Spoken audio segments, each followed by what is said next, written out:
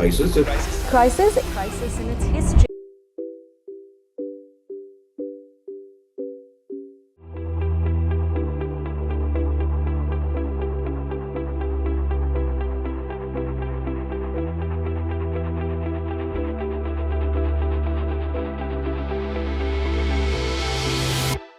Hello and welcome back. आज कोई roast video नहीं है तो इसका मतलब ये नहीं है कि तुम चले जाओगे, नहीं रुको, अभी बहुत हंसने को मिलेगा। तुम खुद पर भी हंस सकते हो क्योंकि सरकार जो तुम्हारे साथ कर रही है तुम्हें हंसी आनी चाहिए भाई। सरकार जो तुम्हारा रोस्ट कर रही है और कोई किसी का इतना बेहतरीन रोस्ट नहीं कर सकता। तुम्हें किसी और पे हंसी नहीं आ रही तो खुद पर हंस लो। अगर तुम्हारे पास फोन है, इंटरनेट है, तुम इंस्टाग्राम यूज करते हो, कोई भी सोशल मीडिया यूज करते हो तो तुम्हें पता तो चल ही गया होगा कि कितना भयंकर विकास का कार्यक्रम चल रहा है हमारे देश में। मतलब सरकार उतारू हो चुकी है कि जब तक विकास तुम्हारी गांड से ना निकलने लगे तब तक ये विकास रुकने नहीं वाला। और इसी विकास के फनाते कार्यक्रम को आगे बढ़ाते हुए the next big target is to destroy Aravalli.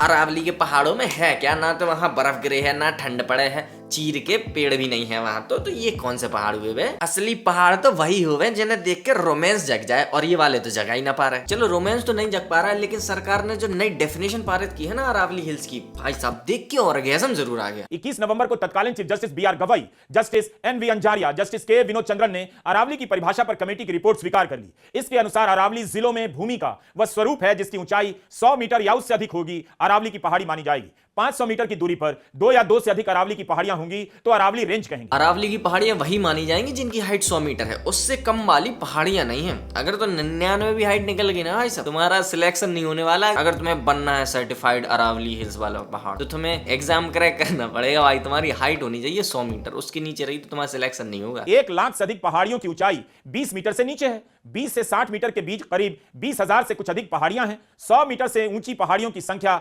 1048 ही है। इसके अनुसार तो अरावली गायब ही हो जाएगी। ये क्या बात हुई? मतलब जिसकी हाइट 6 फीट से कम हुई वो इंसान ही नहीं है। मुझे समझ नहीं आता कि सरकार को ऐसा क्यों लगता है कि हम इतने चूती हैं कि हमें डेफिनेशन वाला खेल पता ही नहीं चलेगा। सरकार इतनी मस्त है कि मतलब वो जो बोलेगी हम हंस के मान लेंगे। अरे माना कि हमारा AIQ थोड़ा कम है, जो हमारा AIQ है, लेकिन सरकार इतना तो हम समझते हैं कि पर्दे के पीछे क्या क्या खेल चल रहे हैं। चलो मान लिया सरकार का तो काम ही है घोटाला करना, पिछले 10 सालों से बुद्धि का घोटाला तो कर ही रही है। मोदी सरकार में सबसे बड़ा घोटाला पता चाचा क्या हुआ? बुद्धि का घोटाला, लोगों का दिमाग ही खा गया मोदी। लेकिन ये जो अंधभक्त सपोर्टर्स हैं यार, मतलब तुम लोग किस मिट्टी के बने हो? आज मुझे बता दो तुम किस चीज से बने हुए? रोजगार नहीं है, जरा बताएं। रोजगार नहीं है, नौकरी तो बहुत है लेकिन हम नौकरी नहीं कर रहे हैं। काहे नहीं कर रहे हैं? हम ऐसे नहीं कर रहे हैं, हमारा मन है। किसने बोला महंगी बहुत हो गई? गैस सिलेंडर 1000 के ऊपर हो गया। हम तो 5000 में भी सिलेंडर ले लेंगे। 5 सिलेंडर ले लेंगे। हाँ 5 सिलेंडर लेने में दिक्कत नहीं है। 5000 नहीं 25000 में भी ले लेंगे, मगर चाहिए हमारे को मोदी। यही नहीं, अभी और सुनिए, बीजेपी की टिकट पर तो कुत्ता भी खड़ा हो जाए हम जिताएंगे। ये सच है, अगर कुत्ता भी आएगा उसको भी जिताएंगे। अगर हमें 5000 का सिलेंडर भी मिलेगा तो हम 5000 का सिलेंडर लेंगे, 500 रुपए लीटर पेट्रोल ले लेंगे। बट मोदी सरकार आगे। सरकार के कट्टर सपोर्टर लोग इतने कुंद हो चुके हैं ना कि मतलब ऐसा लगता है अपनी बुद्धि बेच खाइए, खुद तो किसी चीज पे मुंह नहीं खोलेगा, लेकिन अगर कोई कुछ और अच्छा कर रहा है, किसी गलत चीज के खिलाफ आवाज उठा रहा है तो उसको बोलेंगे नहीं ये तो विकास विरोधी है, ये नहीं चाहते कि सरकार कुछ ढंग का काम कर पाए। अरे ये क्या बात हुई? मतलब विकास सिर्फ जंगल काट के ही हो सकता है। अब तुम अनपढ़ हो तो तुमसे कोई और क्या ही कह सकता है। एक सस्टेनेबल डेवलपमेंट नाम की चीज जो बच्चों को पढ़ाई जाती है, कभी कायदे से किताब खोली होती तो तुमको भी पता होता। और अब इन गधों को कौन समझाए कि जहां जरूरत है पहले वहां तो विकास कर लो। सड़कें तुमसे ठीक से बनाई ना जानी, ड्रेनेज सिस्टम तुम्हारा सबसे गंदमारा है, पॉल्यूशन तुमसे रत्ती भर कंट्रोल नहीं हो रहा है, मैन्युफैक्चरिंग और एक्सपोर्ट्स की क्या हालत है वो रुपए का बढ़ता हुआ वजन बता रहा है। और पढ़ाई लिखाई उससे तो सरकार को वैसे ही एलर्जी। अगर लोग पढ़ लिख गए तो सवाल नहीं पूछने लग जाएंगे, अच्छी सुख सुविधाएं ना मांगेंगे, अच्छे अस्पताल, अच्छे स्कूल, अच्छी फैसिलिटीज ना मांगने लग जाएंगे। इसलिए ये कुंद ठीक है, इनको मंदिरों में भीड़ लगाने दो, इनको रैलियों में जान दो, इनको धर्म बचाने दो, वो ज्यादा ठीक है इनके लिए। अगर इनमें बुद्धि आ गई पढ़ लिख के फिर तो यार खर्चा बढ़ जाएगा हमारा। और अभी जो मेरे सारी प्रॉब्लम्स तुमको बताई उसके लिए कोई जिम्मेदार नहीं है, जीरो अकाउंटेबिलिटी। लेकिन गलती से भी कहीं छोटा मोटा भी अच्छा काम हो गया ना, सारे नेता मुंह उठा के पहुंच जाएंगे लाइन लगा के फोटो खिंचवाने के लिए, क्रेडिट लेने के लिए। कहीं कोई गरीबों को 5 रुपए वाला पार्ले जी भी देता है ना तो भी साले फोटो खिंचवा लेते हैं, और इनसे हम उम्मीद करते हैं कि ये देश के लिए कुछ करेंगे। मैंने इतनी सारी चीजें गिना दी, लेकिन हमारे नेताओं को नहीं लगता कि ये सारी चीजें डेवलपमेंट के लायक हैं। नहीं, डेवलपमेंट तो तभी होगा जब अरावली में पूरे पेड़ और पौधे पहाड़ियां काटी जाएंगी। बड़े बड़े पूंजीपतियों की जेबें भरे बिना डेवलपमेंट पॉसिबल कैसे होगा मेरे भाई? जब तक बड़ी बड़ी भाई माइनिंग कंपनियां सारे जंगलों और पहाड़ों को काट काट के खाना जाए, तब तक कैसे डेवलपमेंट होगा? जो एग्जिस्टिंग प्रॉब्लम्स हैं वो तो सॉल्व ना हो रही इनसे, और आम आदमी को सपना दिखाया जा रहा है कि हम हर जगह विकास कर देंगे, जहां जरूरत नहीं है वहां भी रोड बना देंगे, हाईवे बना देंगे, पहाड़ खोद खाद के रिजॉर्ट बना देंगे, तुम्हारे लिए टूरिस्ट डेस्टिनेशन तैयार कर देंगे। अरे भाई मुंह से मूंगफली तो टूट नहीं रही है, गांठ से अखरोट तोड़ने चले हो। इतने पढ़े लिखे लोग जो बड़े बड़े पदों पे बैठे हैं वो इतने बेवकूफ और सेल्फिश कैसे हो सकते हैं? इंटरव्यूज में, भाषणों में, आर्टिकल्स में तो बहुत ज्ञान चोदेंगे और बाहर निकलते ही असल दुनिया में फिर वही गंवारपना चालू। अरे भाई प्रकृति सबके लिए बराबर है, गरीब के लिए भी उतनी ही, अमीर के लिए भी उतनी ही है। ये सब जंगल, झरने, पहाड़ वहाड़ सब कटवा दोगे तुम अपने बाल बच्चों के लिए क्या दे जाओगे? फिर सिर्फ पैसे के नोट ठूस लेंगे वो नाक में सांस लेने के लिए। कसम से अगर किसी दिन मेरे क्वेश्चन पेपर में लघु उत्तरीय प्रश्न में ये आ गया ना कि पर्यावरण संरक्षण के उपाय बताओ, मैं कहूंगा सर आप थोड़ा पास आओ, मैं अभी आपको निम्नलिखित प्रश्नों के उत्तर लगभग 30 शब्दों में देता हूँ।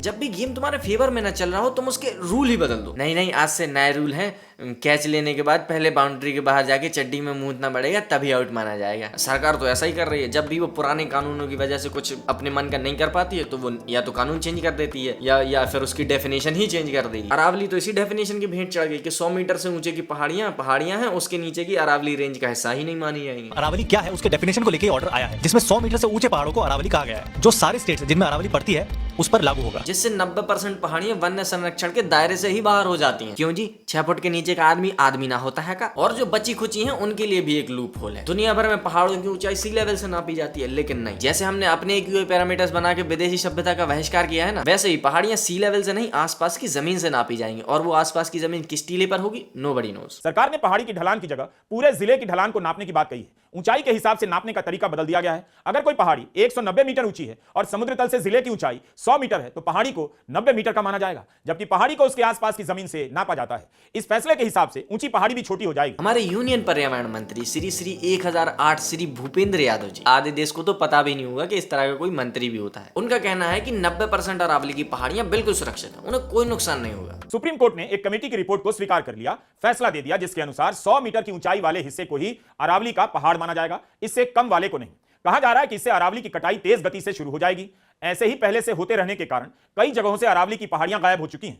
पर्यावरण मंत्री भूपेंद्र यादव कहते हैं अरावली के कुल 1.44 लाख वर्ग किलोमीटर क्षेत्र में मात्र 0.19% हिस्से में ही खनन हो सकती है, बाकी अरावली पूरी तरह सुरक्षित है। इस डेफिनेशन के आने के बाद 90% से ज्यादा एरिया प्रोटेक्टेड एरिया ना, 90% से ज्यादा। मेरा ये स्टेटमेंट लिख लीजिए, टोटल अरावली का एरिया 1,47,000 स्क्वायर किलोमीटर है, 2% में ही माइनिंग हो सकती है। इसी सुरक्षा में पिछले 50 सालों में 25% अरावली की पहाड़ियां चाट ली तुम लोगों ने।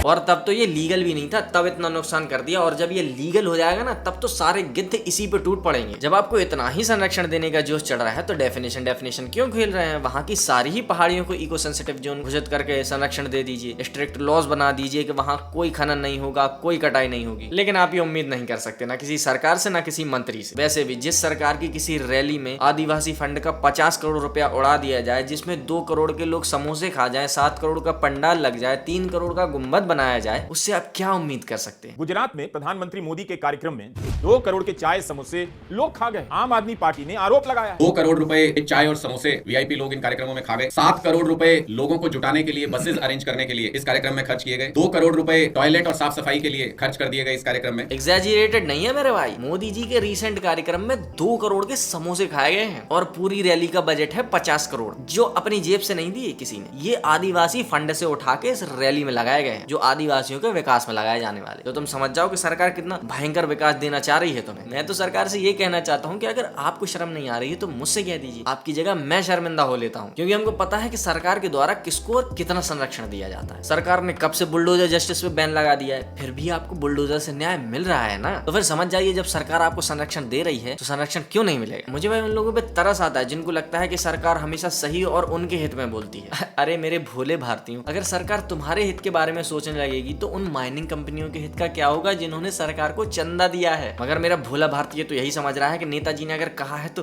पक्का अरावली को Z+ सिक्योरिटी मिल गई होगी एकदम। किसी दिन कोई नेता अगर मुझसे आकर कहे कि सूरज पूरब से उगता है तो मुझे इस बात पर भी डाउट होने लगेगा। और एक बात मैं समझ नहीं पा रहा हूँ कि मतलब इन पहाड़ों में कुछ भी है, इनमें मिनरल्स हैं, कोयला है, मेटल्स हैं या कुछ भी है, तो इसका मतलब क्या है? तुम खा जाओगे। जिस भी चीज के अंदर कुछ भी है तुम उसे निगल जाओगे बिल्कुल। पूरे भारत में तुम कहीं भी कुछ भी खोदोगे तो वहां से कुछ ना कुछ जरूर तुम्हें मिल जाएगा। तो इसका मतलब क्या है? तुम पूरे भारत को खोद खाद के समतल कर दोगे। और एक बार वहां रहने वाले सैकड़ों स्पीशीज के जानवरों के बारे में भी सोचो यार, उन पक्षियों के बारे में भी सोचो यार जो वहां अपना घर बसाए हुए हैं। इन पहाड़ों और जंगलों के बाद उनका क्या होगा? एक पूरे इकोसिस्टम को काट के तुम अपनी गांड पे 2 पेड़ लगा लोगे तो वहां वन्य जीवन नहीं बस जाएगा। और एक बात तुम भूल रहे हो, अरावली तो सिर्फ शुरुआत है, अभी निकोबार का पूरा आइलैंड तहस नहस किया जाएगा। 1.8 मिलियन पेड़ काटे जाएंगे वहां विकास के लिए, क्योंकि हमारे देश में तो बहुत कम जमीन है। या वहां विकास हो जाएगा फिर तो भारत पक्का विश्वगुरु बन जाएगा। निकोबार नहीं तो भारत की तरक्की को रोक रखा है।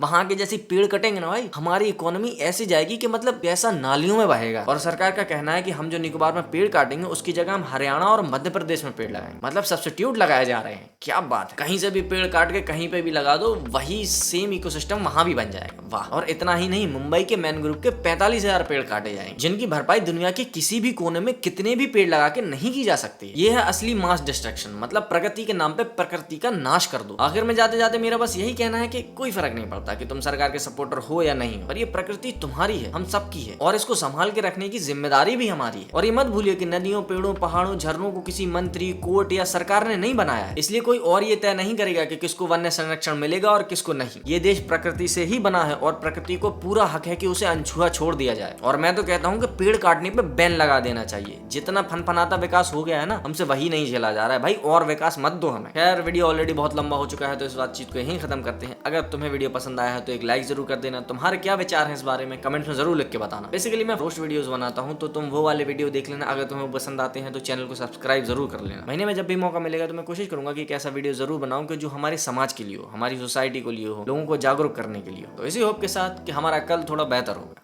मैं मिलूंगा तुमसे अगले वीडियो में, तब तक के लिए बाय।